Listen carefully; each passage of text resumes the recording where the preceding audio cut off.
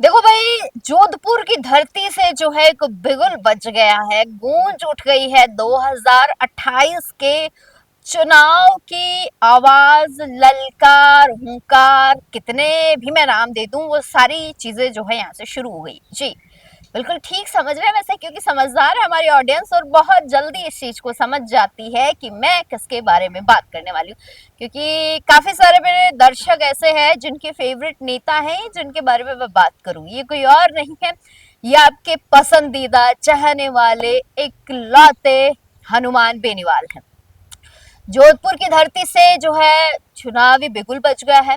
राष्ट्रीय लोकतांत्रिक पार्टी के संयोजक हनुमान बेनीवाल ने 2028 को अपनी अंतिम और निर्णायक लड़ाई बताते हुए सियासी तापमान बढ़ा दिया है। वैसे तो मैं कई बार आपको बताती हूँ और मेरे इंटरव्यूज में भी कई बार आपने देखा होगा बेनीवाल जी कहते हुए नजर आए हैं कि 28 का चुनाव उनका आखिरी चुनाव होगा, इसका बिगुल बज गया है, जोधपुर से ललकार हो गई है। सवाल क्या बनता है कि राजस्थान की राजनीति में नई करवट आने वाली है।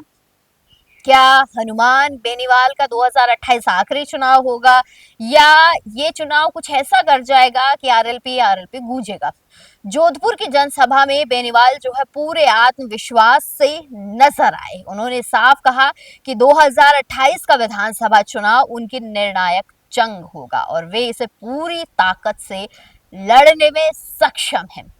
जनता से बात करते हुए बेनीवाल ने सीधा संदेश दिया, जिसे जिताओ उसे 5 साल ठोक बजाकर रखो। यानी कि जैसे भी आप जिता रहे हो उस नेता मंत्री से अच्छे से काम निकलवाओ ताकि वो समझे कि जनता के काम से ही राजनीति चलती है। बड़ी बात कह गए बेनीवाल साहब। युवाओं का जिक्र करते हुए उन्होंने दावा किया कि देश भर में बड़ी संख्या में जो है युवा उनके साथ जुड़े हुए हैं, लेकिन उनकी राजनीति किसी भी गलत काम को बढ़ावा नहीं देती है। पीएम मोदी का उदाहरण देते हुए बेनीवाल ने कहा कि नेता को उसकी अंग्रेजी से नहीं उसके काम से जो है परखना चाहिए। मोदी जी पहले कहाँ अंग्रेजी बोलते थे, वक्त के साथ सब सीखा जा सकता है, वोट काम को देख कर तो। खैर बेनीवाल जी क्या कहना चाहते हैं वो तो आप भी समझदार और बेनीवाल जी ही जानते हैं। आगे हनुमान बेनीवाल ने कहा कि अगर जनता को सिर्फ भाषण ही पसंद है तो फिर एंकर्स को ही नेता बना दो।